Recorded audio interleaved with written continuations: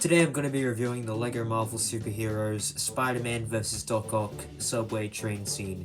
This is set 76321. So let's just pull the minifigs off and push them off to the side so we can get a better look at the train car that we have here.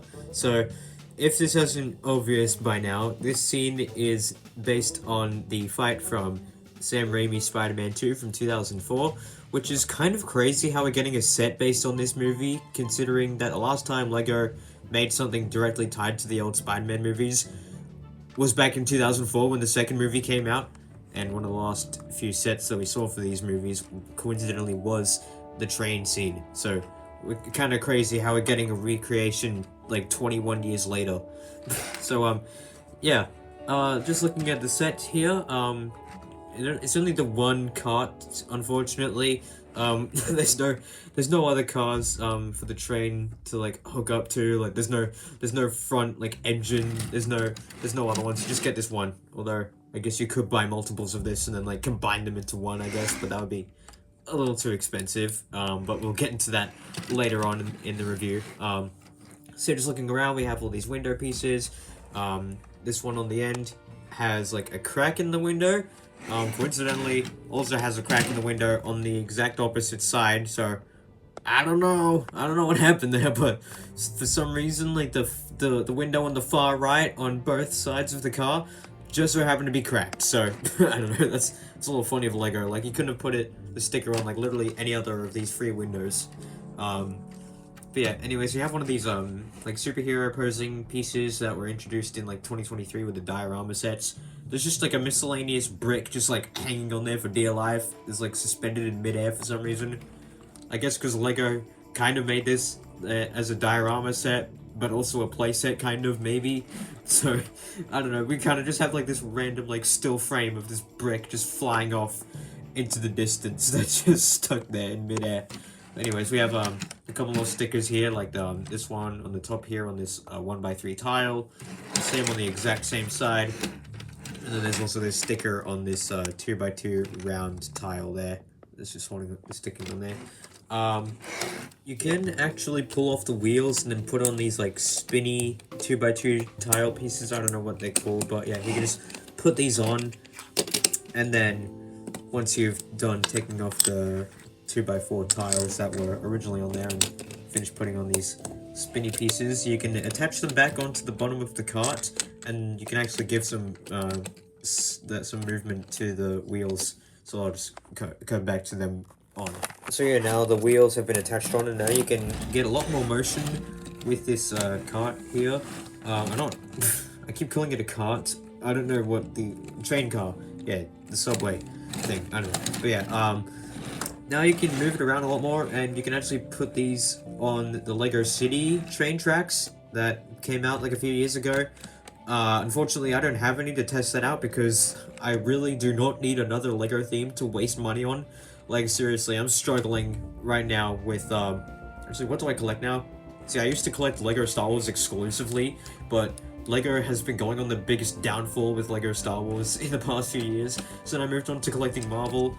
And then after that, I collected Harry Potter for like a year, and now I moved on to Sonic and Minecraft. So it's like I really do not need another theme to collect right now because I'm already struggling with like 4. I really do not need another one.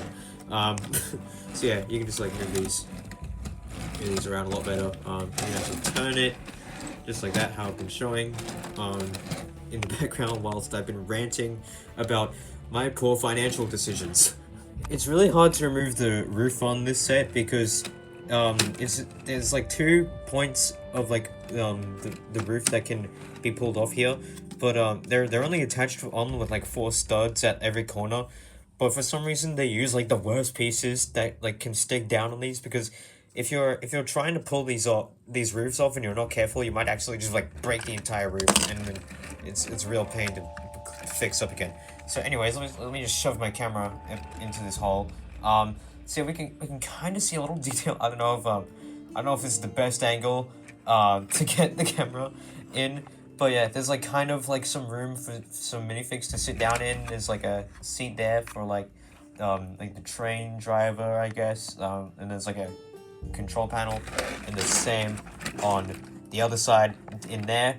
But unfortunately, this set didn't give us any like civilian minifigs to like drive the subway, so it's kind of just sitting here.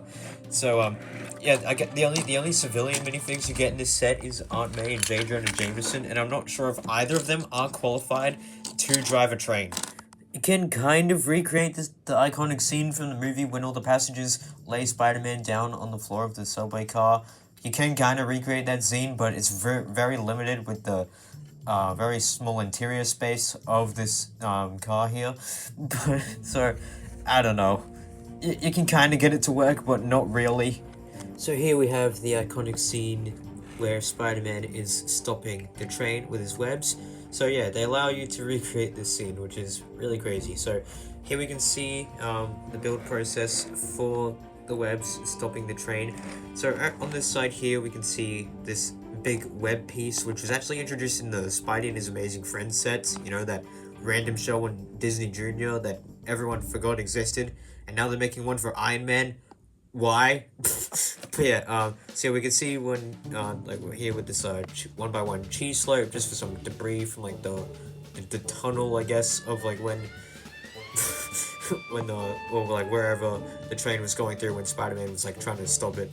And then it's attached to this long, like, rubbery sort of web piece that I think was introduced last year, but I could be wrong. Please, someone, if someone knows when this piece was introduced, please let me know in the comments. But yeah, anyways, we can see Spider-Man holding on to the other end of it. It's just using, I believe that's called the lipstick piece, which is like holding on to, like, the top part of it is holding on to the web, and then the bottom half is in Spider-Man's hand. And then the same build for the other side. We can see the web going along there, and this one has like a brick attached to it as well. So yeah, it doesn't really stop the train from moving, unfortunately. So, like, I don't know, but I mean they tried. It still gets the message across of what Spider-Man is trying to do. He's trying to stop the train and, like, not let everyone on the thing die, but no one is there are no other civilians, like, that are included with this set. So why is Spider-Man trying to stop the train? I don't know. No one's inside. Although I guess you could say that he's trying to, like, save Aunt May, who's just, like, holding on to this side for dear life, and now she fell off. Which doesn't really make sense because Aunt May wasn't even in this scene in the movie, so, like, why was she even included? But, like, I don't know. Starting off with the minifigs, the first one we have here is the new, updated Tobey Maguire Spider-Man. So it's honestly pretty crazy getting a new minifig of Tobey Maguire this soon since the No Way Home set. But this minifig is slightly different to the one that we saw in the No Way Home one. So I'll just get a side-by-side comparison here of the previous Sam Raimi Spider-Man. So yeah, there's the new one on the left and the old one from 2023 on the right. So as we can see here on the new one, they added, like, an entirely new, like, torso print.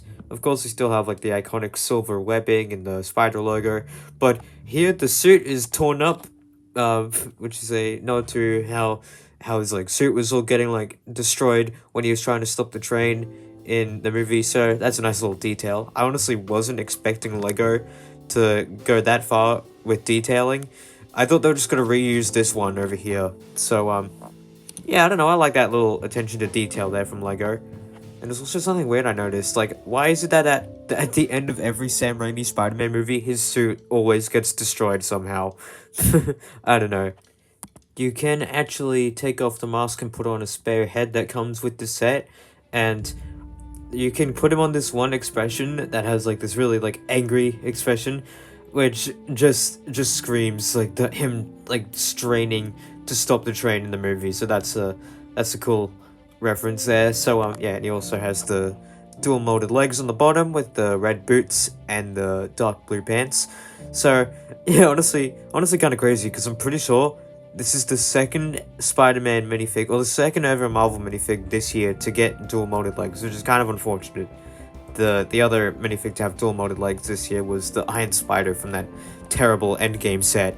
So honestly kind of sad how we only had 2 Marvel minifigs throughout the entire year to have dual molded legs, and they were both Spider-Man. But at least most, if not all, the minifigs from the Across the Spider-Verse CMF series all have dual molded legs, or at least most of them do. So, yeah.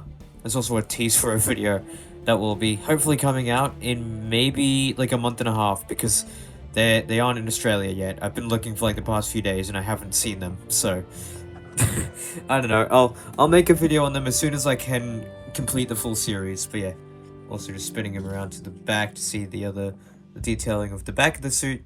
So yeah, overall pretty great minifig. So here is Dr. Otto Octavius, and I try to pose him similarly to his Funko Pop from a couple of years ago. Yes, I do collect Funko Pops. They might have shown up in the background of some of my videos. Like, look over there. I have a bunch of Sonic Funko Pops. But anyway, that's a video for another day. But yeah, anyways, looking at it, there's some crazy articulation on these arms as well. So just looking at these, they actually alternate between like two different like styles for the ends of them. So like we can see with the top two here, this one has like a clip so that he can like attach onto like the bars on the sides of the train, and this one here has like the red glowing light for when the arms are in control of him. So that's a nice little detail. And it's the same with the bottom two, except they're reversed. So now the bottom right one has the claw at the end, and then this one has the light. So yeah, and then looking at the minifig, he just fell off the stand. Oops. But yeah, so yeah, he has like some detailing there. A lot of people have been complaining that he doesn't have like the green trench coat that he has in the movie, and that was like the same problem with the No Way Home version. I don't know how I feel about it, because I feel like if I try to say that I like this, then I'll get flamed in the comments by people who are like, it's not accurate to the film. It's the 2004 one was a lot more accurate.